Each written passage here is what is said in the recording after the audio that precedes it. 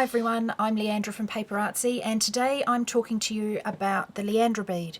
Now this is something that I discovered in about 2008, and the project I've got here is called the Gothic Arch, which was a craft class that I taught with Lynn Brown back in 2008.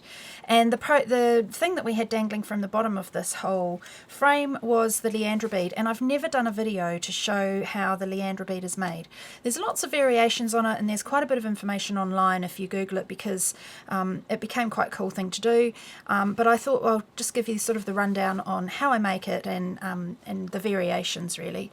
So first of all, you need a melt pot or something where you can melt your ute in. Now Ranger sadly discontinued this machine, and it's a really handy little thing because it's got handles here so you can pour whatever product you've got in there. It's got a lid that covers it so that you can heat up the stuff that you put inside it much more efficiently, and so it's a really handy little gadget. So the first thing to do is before you start is to turn it onto hot, and then just let it warm up, because I can never remember what I've been using in it the previous time, so it just pays to get a paper towel and wipe it out before you start.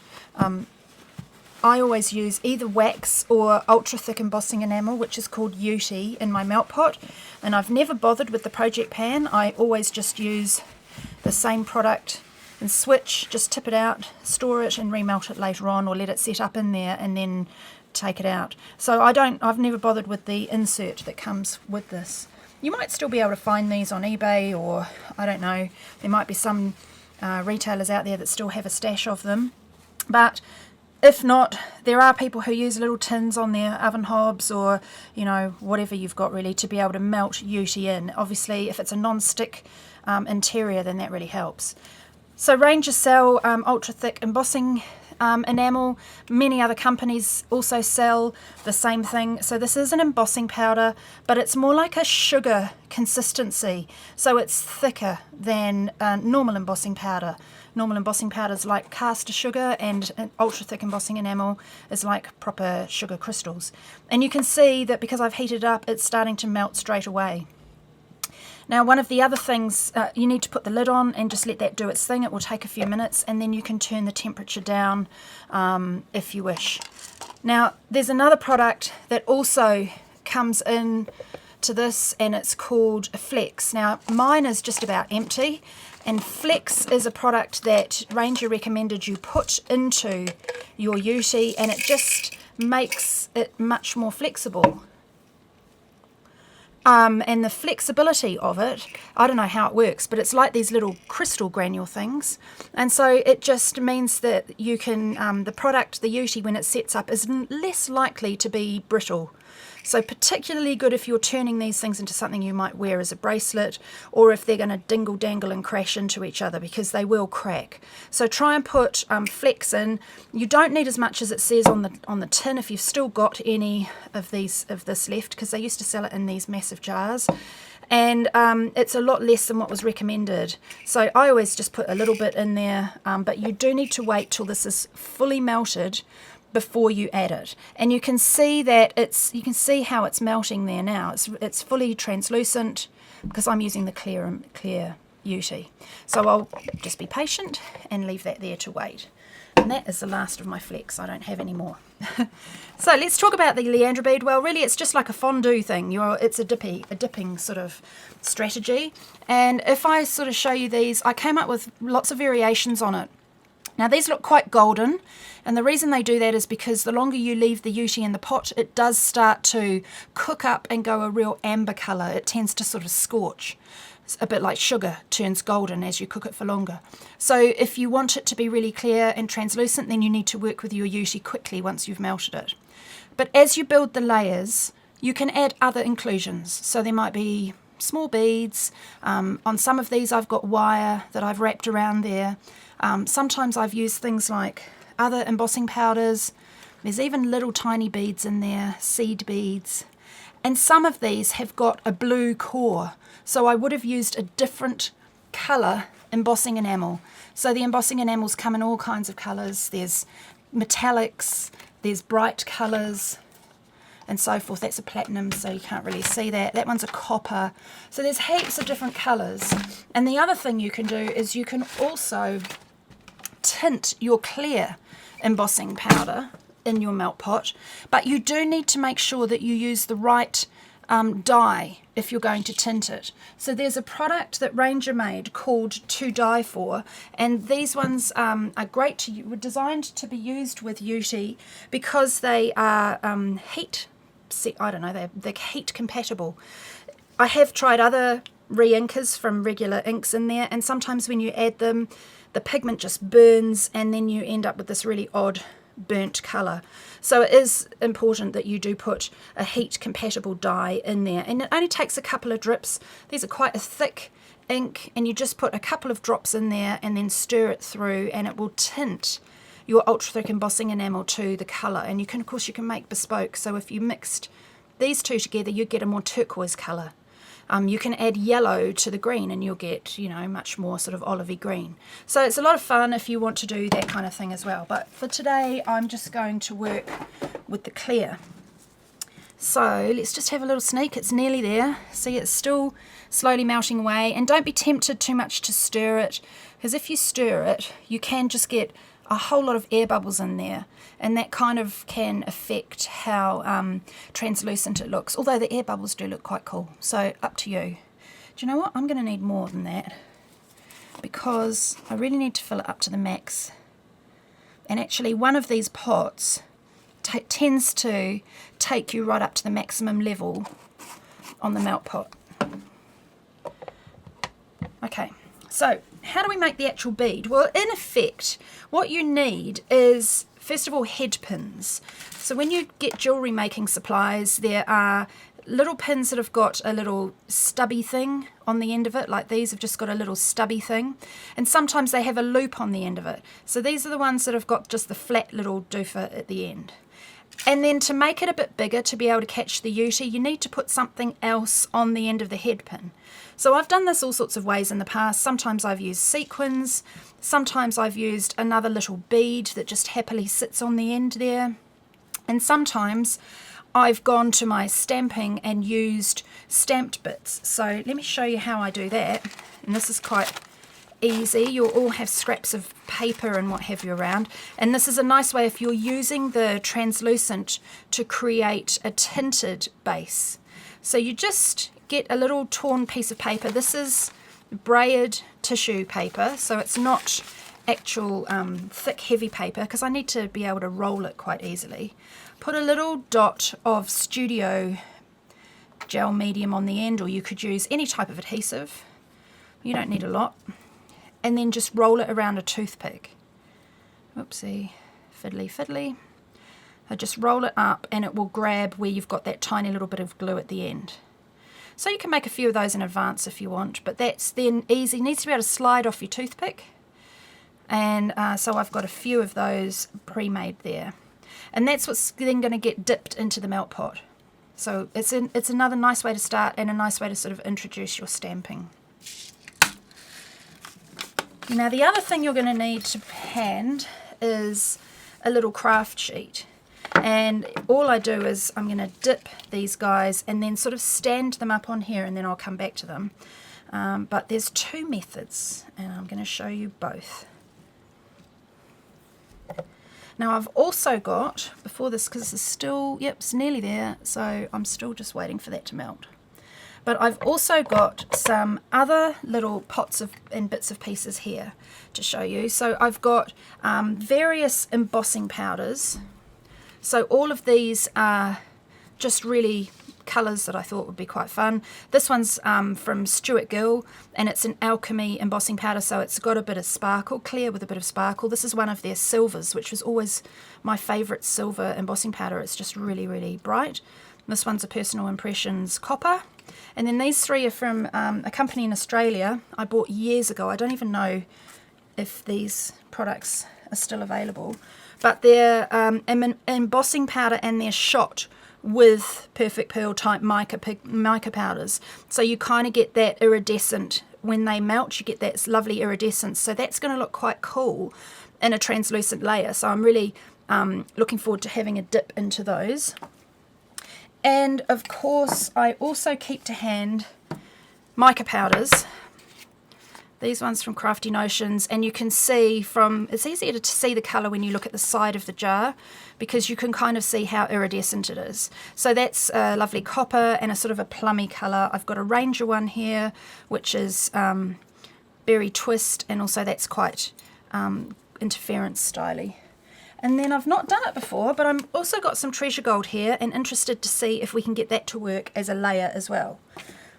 So I've now put the flecks in and let that melt down, and I need to amalgamate that through. I sort of sprinkled it over the top, and then I'm just going to make sure that that is fully amalgamated through the Uti.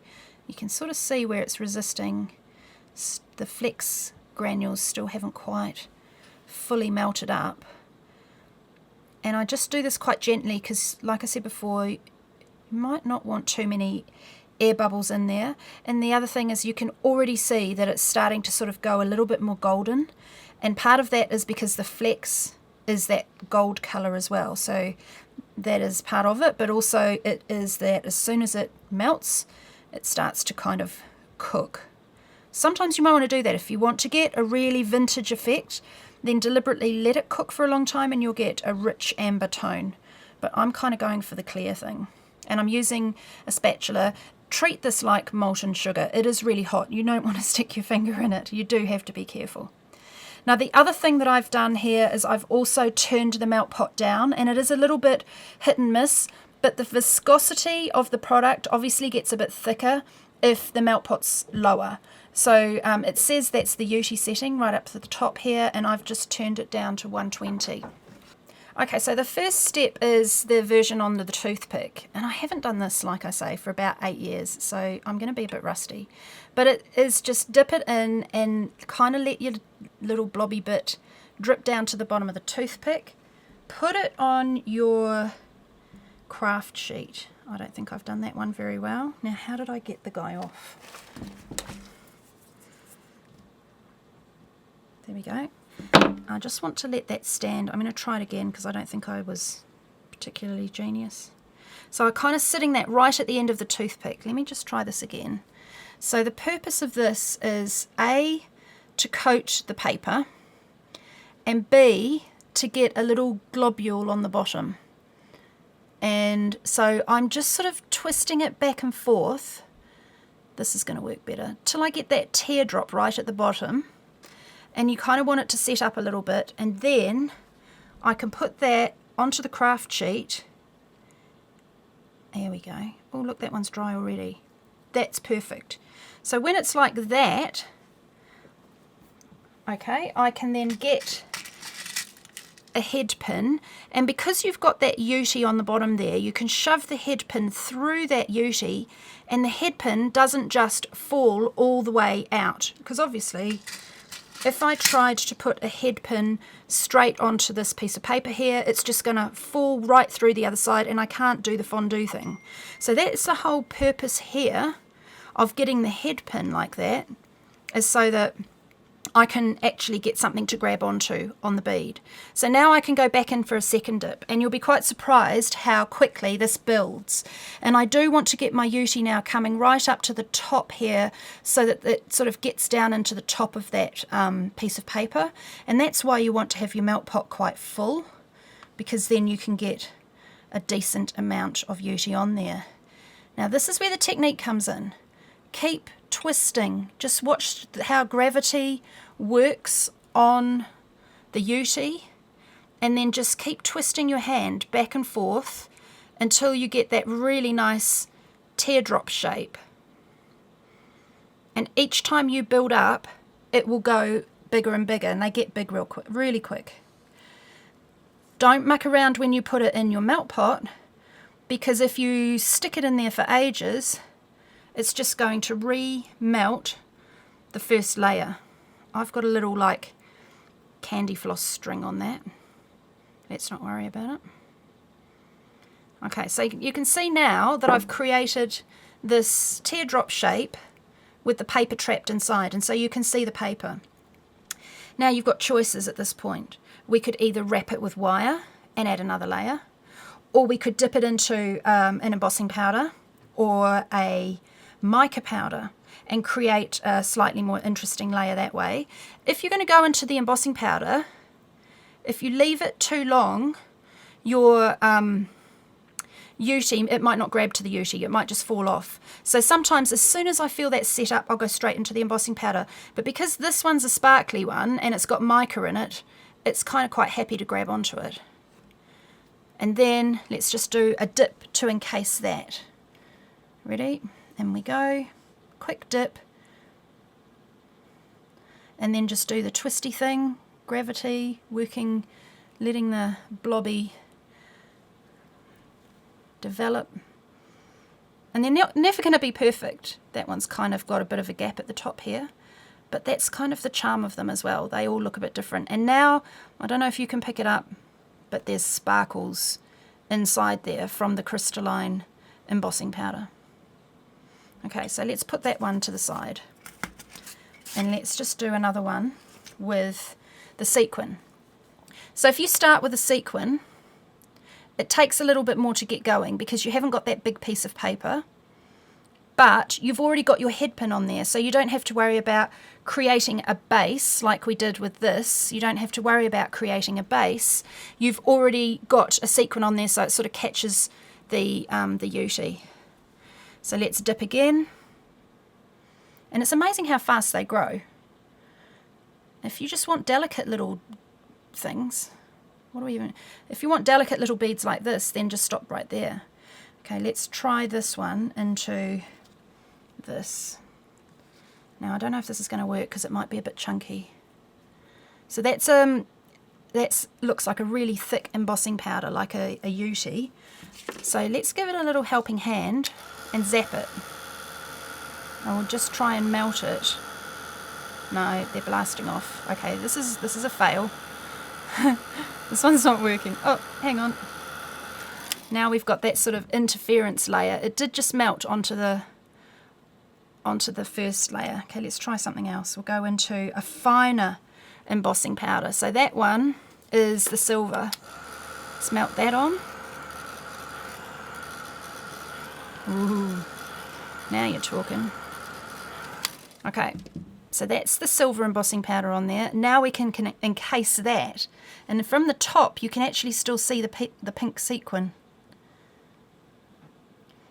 So this kind of creates that faux dichroic glass, or is it dichotic glass? I never know how you say that word. But that kind of creates that effect where you're getting layers. I'm going to do it again. It's really addictive. And you do have to be quick because of how all of these things melt under heat.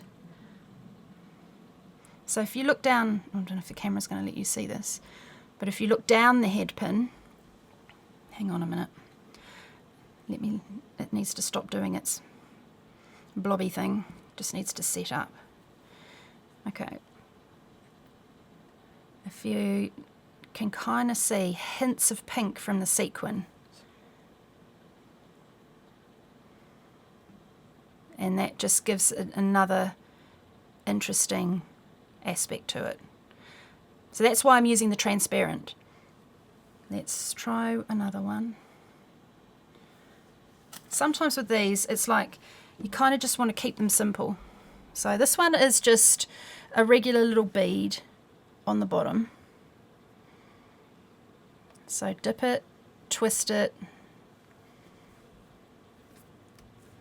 Okay, that's the first layer. And the more set up that is, the easier it is to build your second layer. If you don't let that set up properly, then it's just going to slump off as soon as you go back into the Uti again. Dip it, twist it.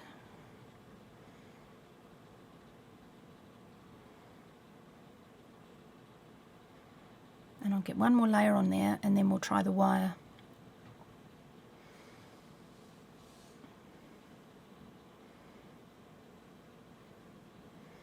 Okay, you can see it's just watching it, balancing it until it sets up, because it is a resin type thing.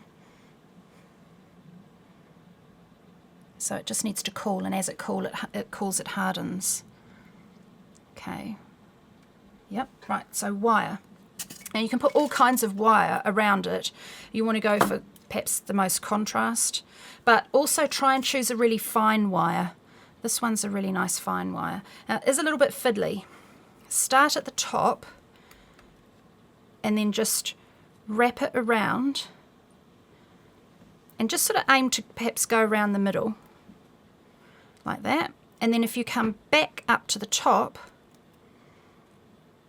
there, it will all get encased, so we can snippety snip that off. And that first, stuck on my hand, no, stuck in my ring. And I'll go back to this first one here, the beginning bit, and I'm just going to snip that off. So then we've got the wire wrapped around the middle. Okay. That looks quite cool. So now what we're going to do is just trap that in a layer. Dip. And when you trap wire, because it seems to also trap a little bit of air in there, sometimes you do get air bubbles. Now all these little strands that happen, they're like candy floss strands. Don't worry too much because they'll snap off. See, these are my favourite with the wire, but you do have to do it quite quickly, because if you put the wire on when it's already quite a big bead, you actually haven't got the space in the melt pot to scoop it in there, because it will just get too big too quick.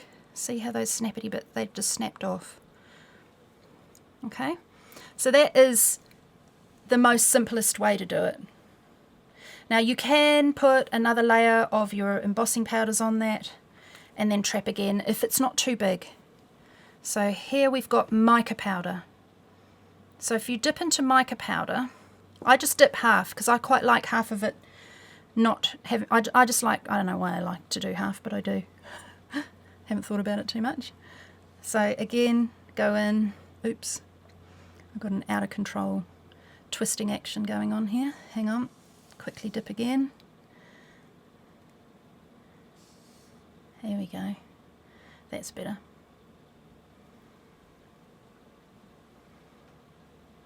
And you can see that the mica powder just comes to life, and that's probably why I don't put loads on, because if you have too much then it's just going to obscure the wire. Okay, and those strands go back in the pot. There you go. So that's a pretty cool one. So all of these, you've got loads of variations, loads of different options about how to do that, and you really can just play all day. So that's Leandra Bead. Have some fun, and we'll see you again next time back here on the PaperArtsy YouTube channel. Take care.